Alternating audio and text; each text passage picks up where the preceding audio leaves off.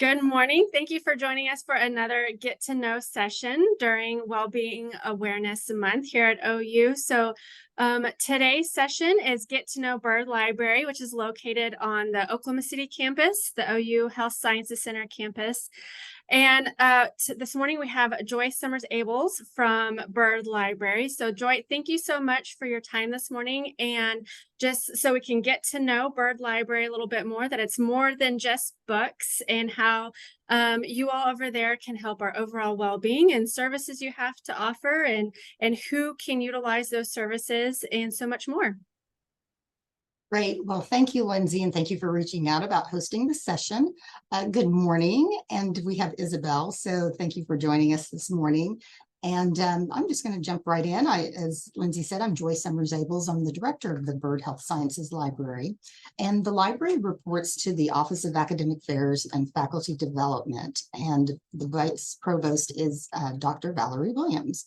I'm also the chair of the Health Sciences Library and Information. I got that wrong. I typed it wrong myself. My goodness. Health Sciences Library and Information Management. And that's an academic department within the graduate college. So I also report to the dean, and the faculty in the library report to the dean as well. That's a fact that probably a lot of people aren't aware of, is that we have librarians that are faculty, and that includes our library and Schusterman Library. And then we also have some librarians that are not faculty. So in an academic setting, often we think of students and then faculty of library as library users, but also staff are always welcome to use the resources in the library. Often staff are involved in teaching or research, or they're assisting faculty with those activities. And so whatever information needs that you may have, whatever role you play, library faculty and staff are here to help you with your information needs and more. And so Isabel, are you faculty or staff? It doesn't really matter. I'm just curious as to the audience that we have. All right, great. And so I don't know if you've had a chance to use the library, but if you have any information needs, whether it's, you just need to find something on campus, you have a health related question for yourself or for a family member, that's what we do. We're here to provide information. We collect and manage that information, and we help users to locate information that is relevant to them. So the first thing that people often think about, as Lindsay said, are books. And the library is so much more than books and the other materials that we collect and manage. When I'm talking to people, the first thing I always say that is our greatest resource is our people, because they're the ones that make things happen. They're the ones who take care of selecting materials, making sure that we have money to order them, making sure they get ordered, and then managing them here once they're physically in the library or they're online. And so you have materials available to you that are in print or online. So those materials are accessible from your office if they're electronic. So you don't have to come into the library, but we like library visitors. And it's good to oftentimes talk with people face to face.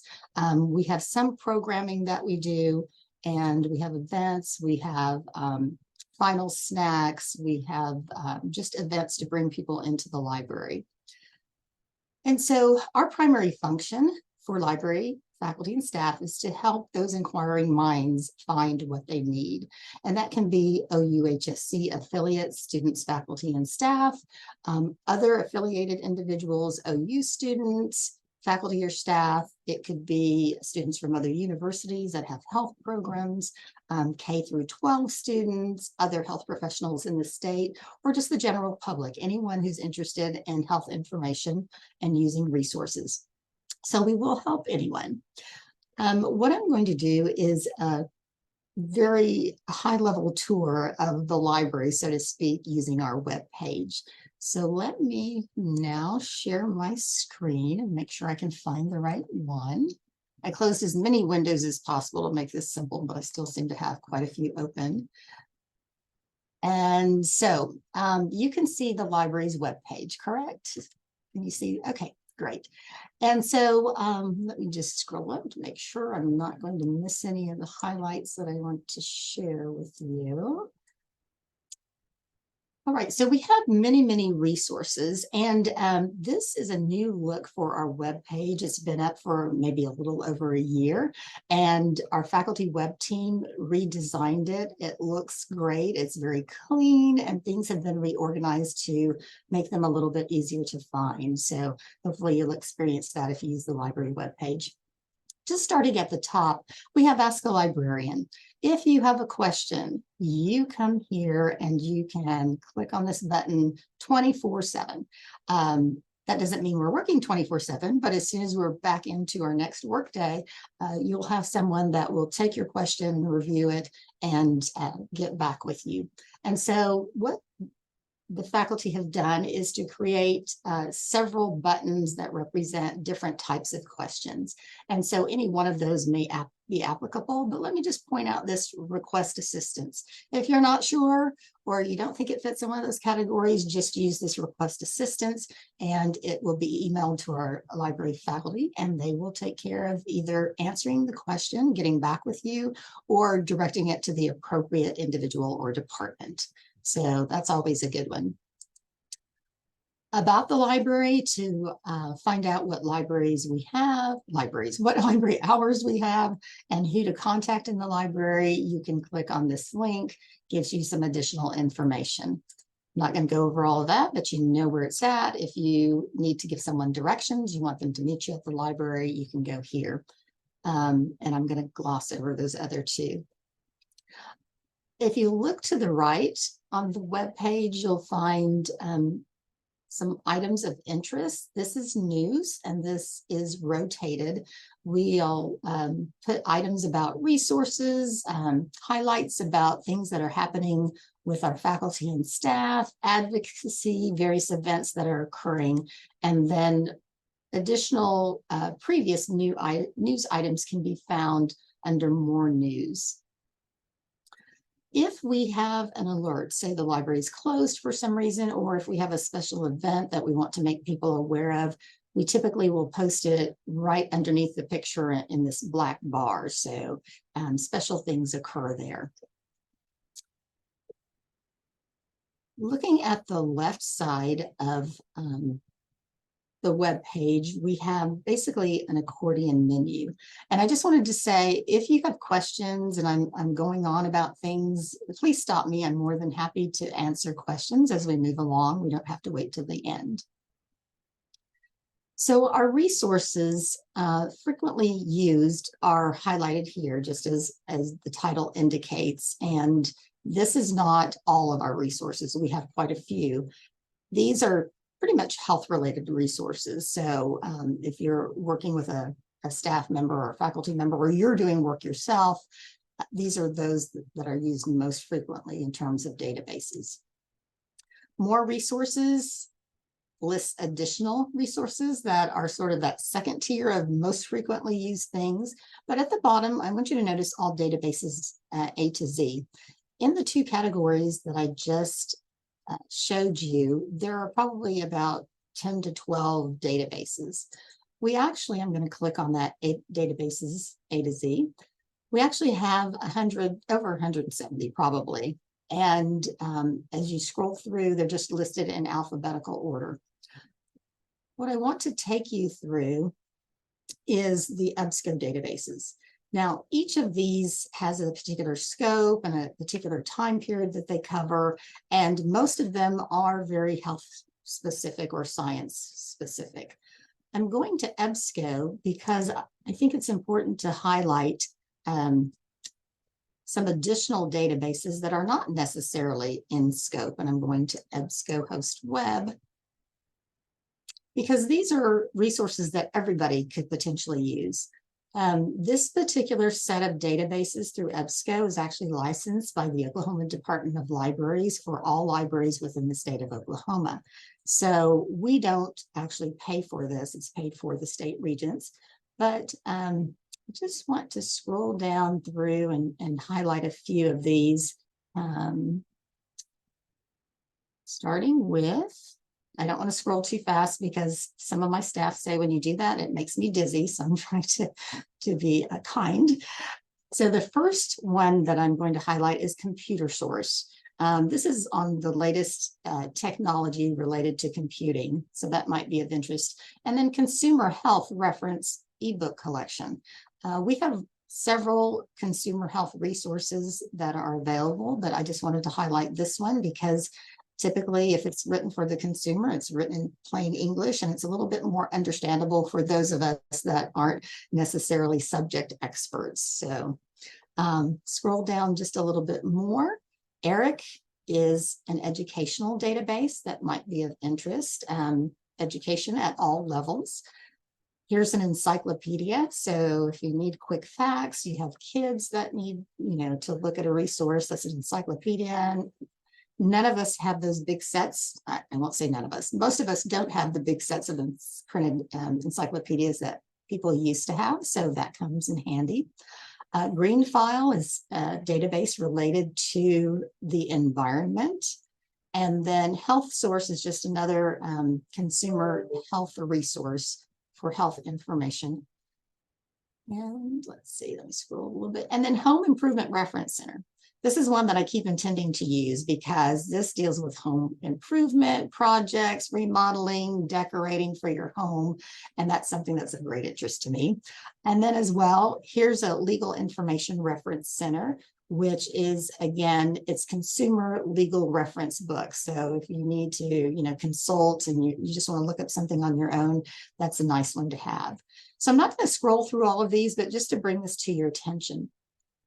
Now, all of these databases should be listed. And I say should because I was looking at the list earlier and we need to update it a little bit.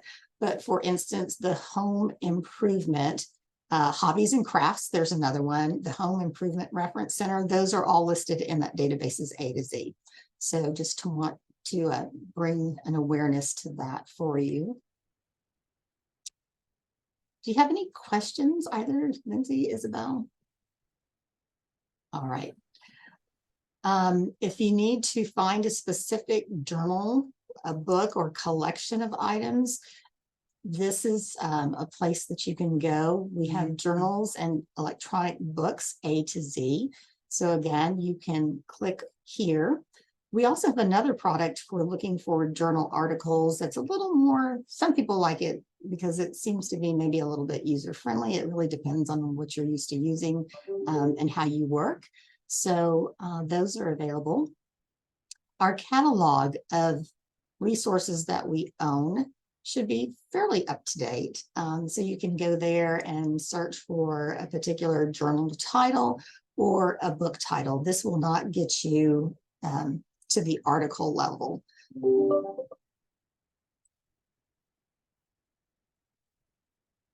We have a history of medicine on the 4th floor, and it's a separate collection. And it's also where our history of medicine conference room is, and really a nice place for individuals that are doing research in the history of medicine or need to look at some of the archives that we have for people to access.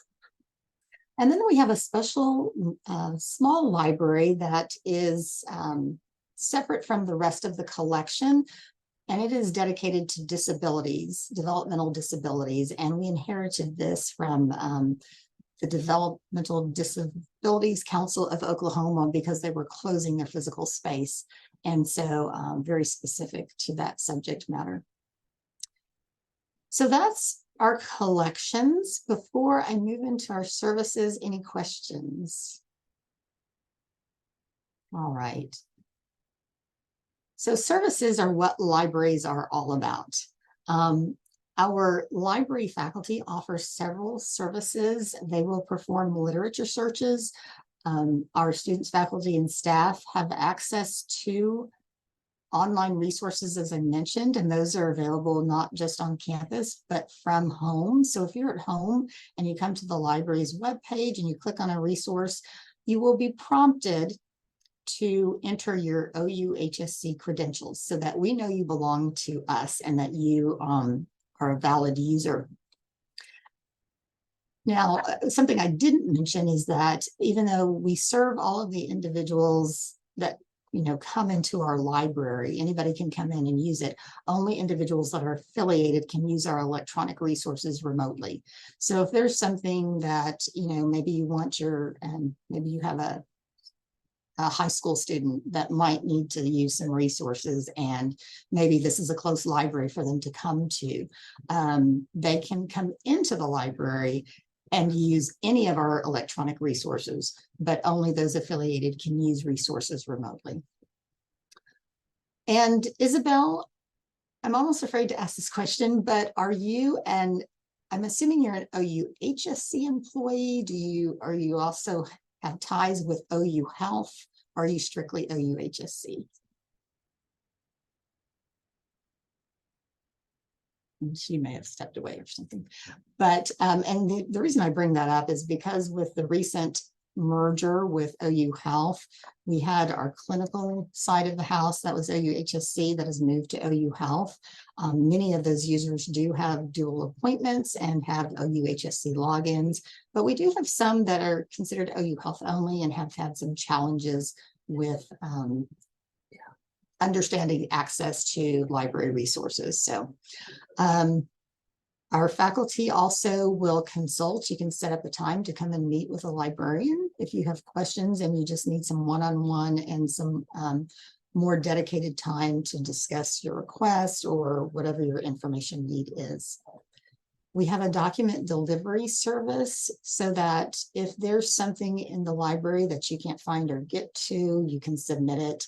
Maybe it's in print and we don't own it. You can submit it to document delivery and they will look in our collection to see if we have it. And if we don't, they will go to other libraries that we have networks with, and that's called interlibrary loan, to get that material for you.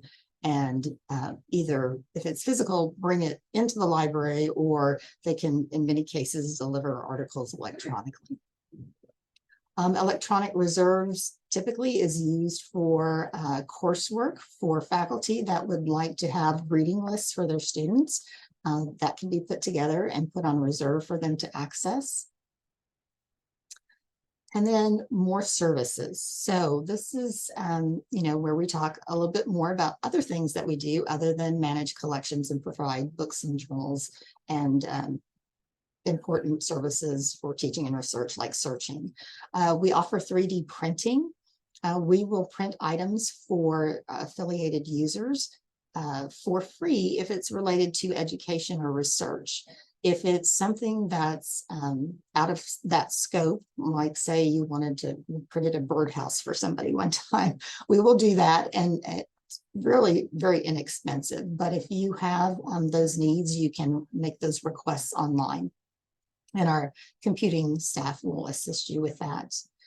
Binding for dissertations and theses. Often we will have people who have completed their degree that would like a print copy.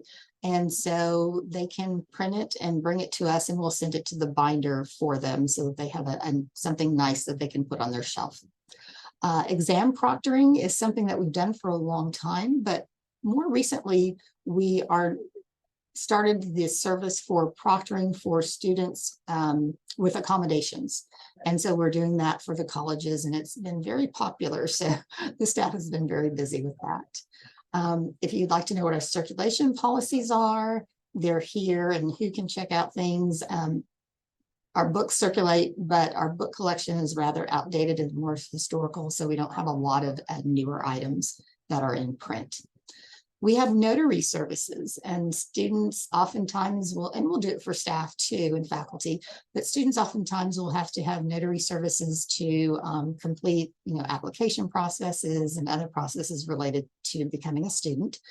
And so administration takes care of that, and we do that for free. And the hours that we do that are listed under notary services. We have printing services, scanning, and photocopying services. So if there are things that you need to have copied or scanned, we can do that for you. People that are using our public machines in the library can also print via WIPA, which is used campus-wide, so very convenient. And then one that I really want to bring your attention to is the Relax and Read Book Club. we do this once a semester, so we had done it twice a year for the spring and fall semesters previously, but we added a summer reading this year that was very popular. And so information about what book is coming up, and other information about previous books that we've read and how you can sign up is available on this page. One thing that I was really excited to hear was that Live Well has added our Relax and Read book club so that you can earn points for your activities towards your Live Well points. And I'm Lindsay, if you have questions about that, she can answer more for you. And so in terms of just how the library fits into well-being, number one is that we can provide health information for disease states or other information you might be looking for in terms of support groups or anything of that nature. And Relax and Read is one of those programs that allows people to participate with others on campus, and we provide the book for free, and then have a session where you discuss the book and provide lunch for you. So that's, I think, has been really popular. Before I talk a little bit more about some of those other programming types of things, technology and equipment, we have laptops that are available for students to check out. We have, as mentioned before, scanning equipment, 3D equipment. We actually have a typewriter because occasionally we ask people ask for a typewriter. If there's equipment that's outdated, ask the library, because often we have materials that still utilize that equipment. And so that's available for individuals as well. Just some other things that we've held in the library. We had a welcome event for students this year and provided a therapy dog and food during lunchtime. So that was very well received, and they got a chance to meet some of the staff. We regularly are now having therapy dogs, and I have to say that between student services and us, we started the therapy dogs on campus, and now it's become very popular, which makes sense because of the stress that everybody's experienced, especially over the last few years.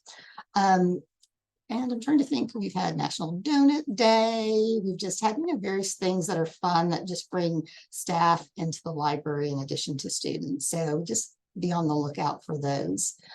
So we're here to help.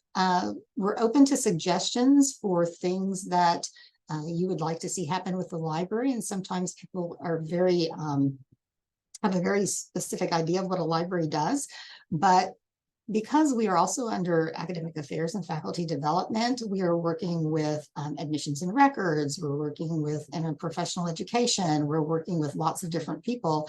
And so, the library is always a good place to send a question. If we don't know the answer, we will try to find it for you and direct you in the appropriate way. So I'm going to leave just a few minutes for questions. That was a quick run through, and as always, you can contact the library at Ask the Librarian, or you have a face now if you want to send something to me, if it's not an information question, but I'll just see if Isabel has any questions, or Lindsay, do you have any questions?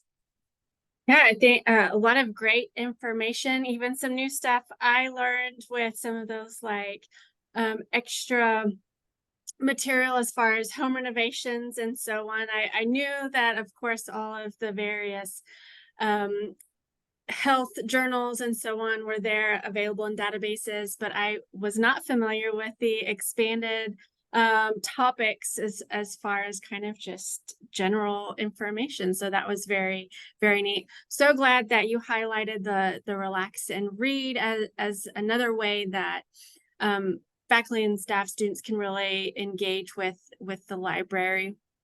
And also, you guys have some great spaces over there as far as, being able to reserve some of those spaces for various reasons, or just to go and if you need a spot to, maybe a quiet spot to sit and work on some things, do some reading, what have you.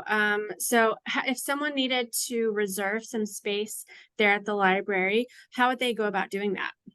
Sure, and I'm glad you asked that, because I didn't get to all the way down our accordion menu, but library spaces is here, and there are a couple of categories. There's spaces to study. So we have spaces that are wide open on the third and fourth floors and individual study rooms and study pods. And then to actually reserve space, these are the spaces that are available.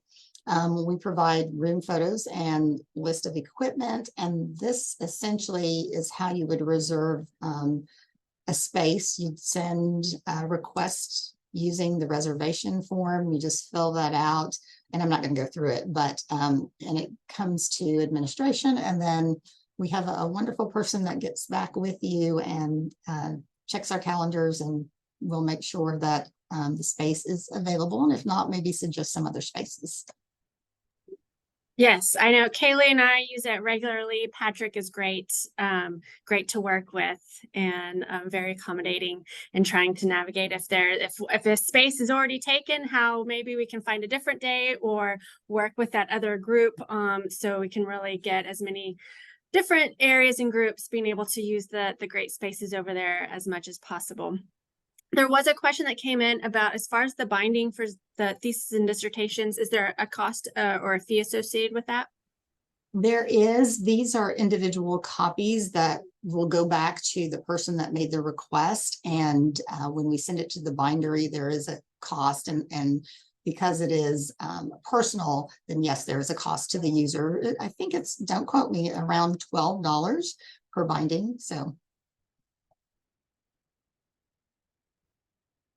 Fantastic. And then also over there, kind of hidden in the kind of one of the back in the corner behind the auditorium, is the academic media and digital services, I believe, is, if I got that right.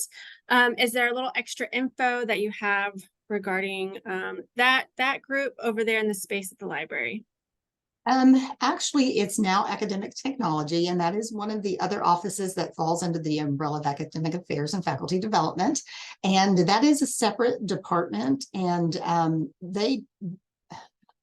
since they've changed a little bit, I know that they handle the spaces, like they help with technical issues or just set up for the auditorium and for the faculty atrium, but they are a service unit, so they do charge for services. And as well, they do poster printing, they do some photography, and they probably do a lot of other things that I'm not conversant in. So academic technology is the department, and they do have a website if there's additional interest. I know that they do recordings for lectures for free for faculty and store those. And so they have other services as well that are worth checking out. Absolutely. Thank you.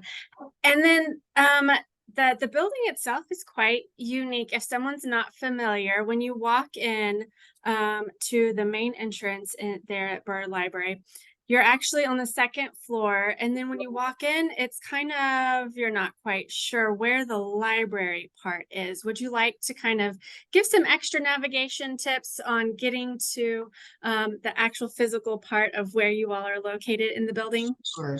And Lindsay's exactly right. There are additional departments, administration, the provost's office, and other departments in the library building. So the only entrance that is open to the public, now that we're being a little more security conscious, is the east entrance. And that's the one that Lindsay's talking about, and it's off the patio. And so if you come into that door, you turn to your right, and then you kind of walk a little bit and then turn to your right again, and there's an information desk, and you have to go past the desk to get to the library. Student, faculty, and staff cards work the hours that the library is open. Your cards will work on the other entrances as well. So if you're on the first floor, you need to come up to the second floor to actually be able to get into the library. Fantastic. Well, Joy, thank you so much for your time today. A lot of great information, some new things that hopefully we have learned. I know I have, and I feel like I'm, at least a little bit knowledgeable of what's going on over at their library. So thank you so much for your time. You'll enjoy the rest of your day, and until next time. Thank you, Lindsay. I appreciate it, and you have a good weekend.